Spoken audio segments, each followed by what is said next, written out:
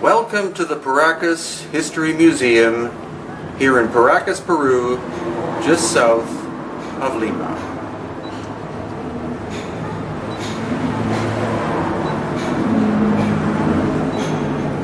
Today I'm going to show you the difference between the Paracas ancient people and other people who have lived in this area.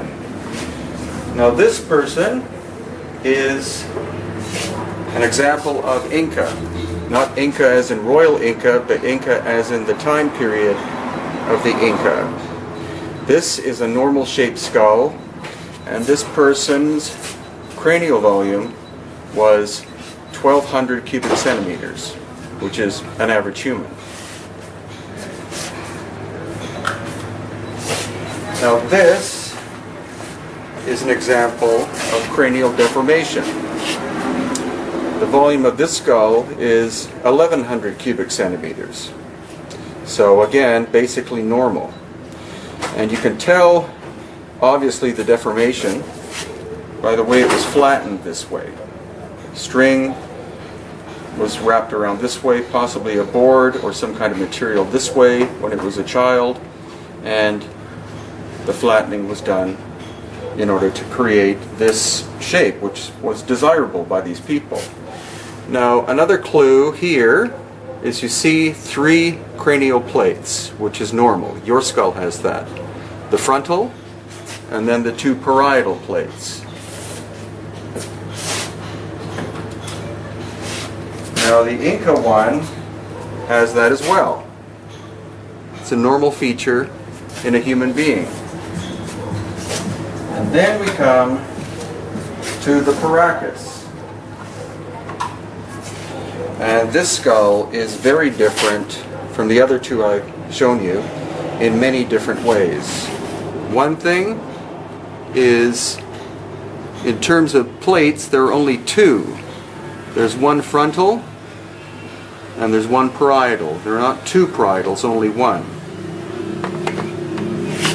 The volume of this skull is 1,500 cubic centimeters, so 25% larger than the Inca skull, shown as the example of what normality is. Also, the eye sockets are much larger. The nose seems to be larger. It has these 2 holes in the back, which are indicative of where nerves would come out of the skull to feed this part of the head.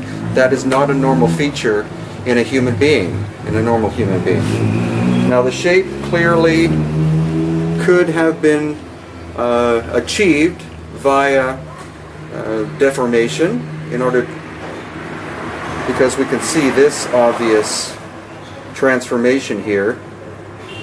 However, it's the volume and the fact that there are hundreds of examples of this. There are actually 5 different kinds, 5 different styles of elongated skulls here in the Paracas History Museum. That could represent 5 different social classes. We don't really know. No one studied this since 1928.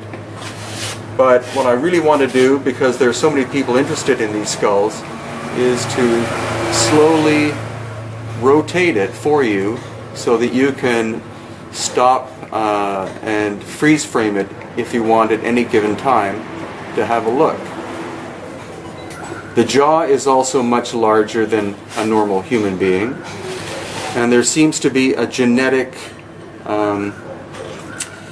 tendency to have fewer teeth, especially molars. In some cases there are at least 4 molars missing, other cases 8.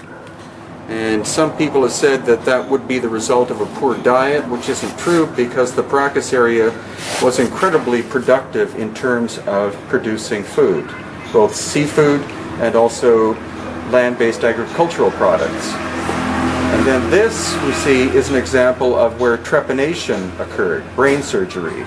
Again, something seemingly pioneered by the Paracas and later adopted by people such as the Inca and the Nazca.